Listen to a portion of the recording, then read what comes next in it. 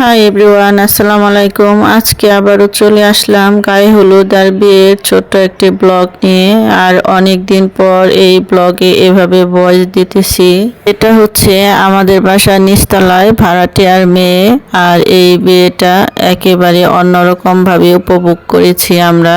আর এই বিয়েতে অতিরিক্ত বাইরের লোকজন বলা হয়নি, যা ছিল সব ঘরোয়া ভাবেও যে এত সুন্দর আয়োজন আর এত সুন্দর আনন্দ করা যায় এই বিয়েটা দেখেই বোঝা যায়। মাত্র কয়েকদিনের ব্যবধানে সুন্দরভাবে বিয়েটা সম্পন্ন হয়ে গেল। হুট করে মেয়েটাকে দেখে পছন্দ হয়ে গিয়েছিল, আর মেয়ের মা বাবা সবাই মিলে আমাদেরকে একেবারে আষ্টে পৃষ্ঠে ধরেছিল, যেভাবে আপনি সবকিছু সম্পন্ন করে দিবেন। আসলে কোনো কিছুর দায়িত্ব নেওয়াটা একটা বড় ব্যাপার, আর দায়িত্বটা সুন্দরভাবে সম্পন্ন করতে পারলে খুবই খুবই ভালো লাগে। তো সেই ভালো লাগা থেকেই এই ব্লগটা তৈরি করলাম।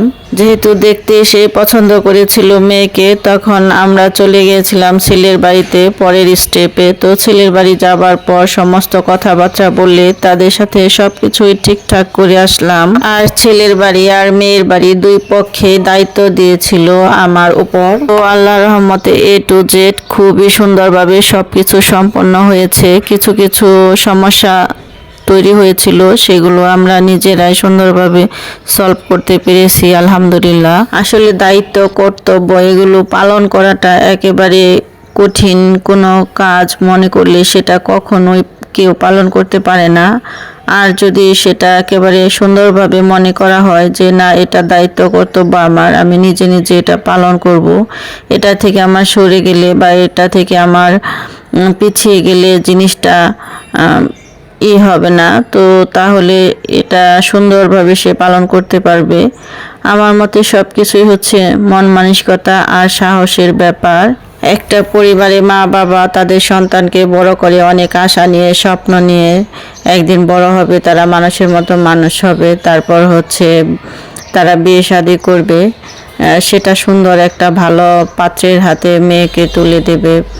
এটা আসলে একটা ভাগ্যের ব্যাপার। ভাগ্যে যদি এরকম ভালো কিছু থাকে তো ইনশাল্লাহ ভালোই হয়। একটা কাজকর্ম সবকিছুর হিসাব একদিন না একদিন সবাইকেই দিতে হবে, সেইভাবে আমাদেরকেও চলতে হয়। ভবিষ্যৎ সবকিছু সুন্দর হবে এমন করেই আমাদের এগোতে হয়। আমার মতে হচ্ছে নিজের চেষ্টা হচ্ছে আসল জিনিস। নিজে যদি মনে থেকে সবকিছু চেষ্টা করা হয়, আমি এই জিনিসটা করব, আমি এই জিনিসটা পারবো, সফলতা আমাকে আনতে হবে ইনশাল্লাহ। একদিন না একদিন সেটা ঠিকই আসে। যাই হোক, সুন্দরভাবে পার্লার থেকে মেয়েকে সাজিয়ে গুছিয়ে তারপর এনে আমরা এখানে স্টেজে বসালাম। তারপর হচ্ছে সবাই মিলে তাকে হলুদ দিয়ে মিষ্টি মুখ করাচ্ছে। আর এই প্রথম হচ্ছে হলুদের বিরিয়ানি আমি নিজ হাতে রান্না করলাম, আর এত বেশি লোকের জন্য বড় একটা পাতিলে। এরই ফাঁকে চলে গিয়েছিলাম মার্কেটে, ছেলের জন্য শেরওয়ানি, পাগড়ি আর অন্যান্য জিনিস নিয়ে আসলাম।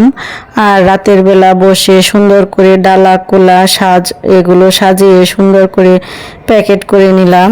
তো পারিবারিকভাবে সবাই খুব ভালোভাবে আনন্দ ফুর্তি আর মেতেছিল হলুদের অনুষ্ঠানে। ছেলের বাড়ি থেকেও অনেক জিনিসপত্র নিয়ে আসলো হলুদের জন্য। তাদেরকে আপ্যায়ন করার শেষে আমরাও একটু বসে অনুষ্ঠানে যোগ দিলাম। প্রায় রাত 2টা-3টা পর্যন্ত আমরা জেগেছিলাম, আর হাত পা শরীর একেবারে ম্যাচ করে ব্যথা হয়ে গিয়েছিল এত দৌড়াদৌড়ি করার পর। হলুদের দিনটা রাতটা পুরাটা একেবারে অসহ্য গরম ছিল, আর প্রচন্ড গরমে একেবারে নাজেহাল অবস্থা।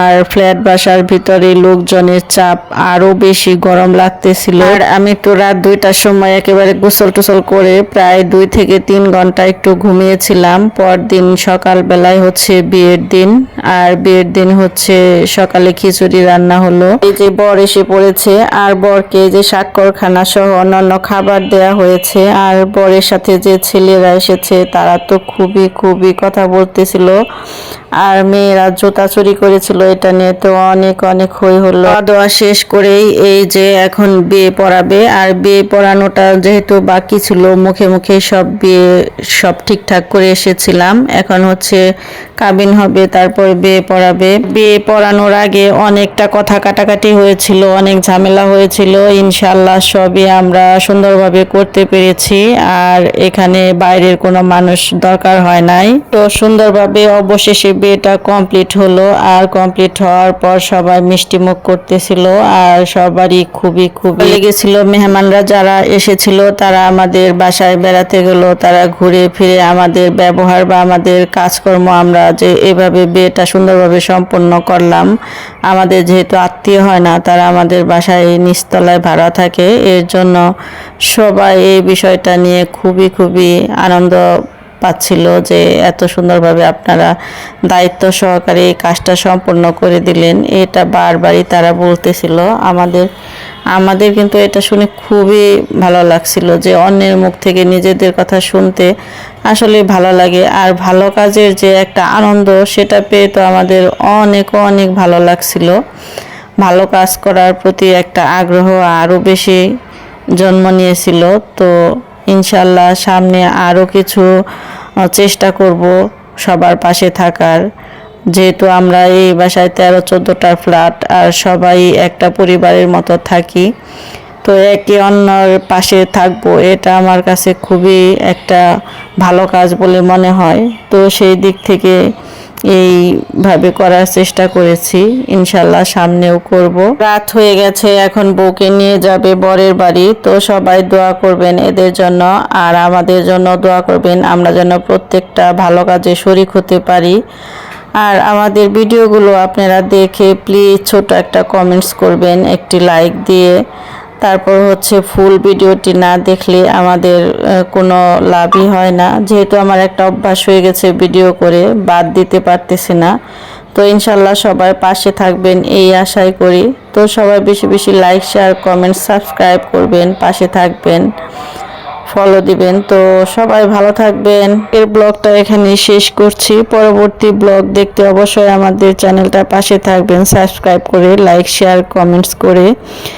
আর সবাই ফুল ভিডিওটা দেখে যদি একটু শেয়ার করেন, যদি সামান্য পরিমাণ ভালো লেগে থাকে তো অবশ্যই একটু শেয়ার করবেন। তো ভিউয়ার্স, সবার মঙ্গল ও শুভকামনা রইল। আল্লাহ হাফেজ।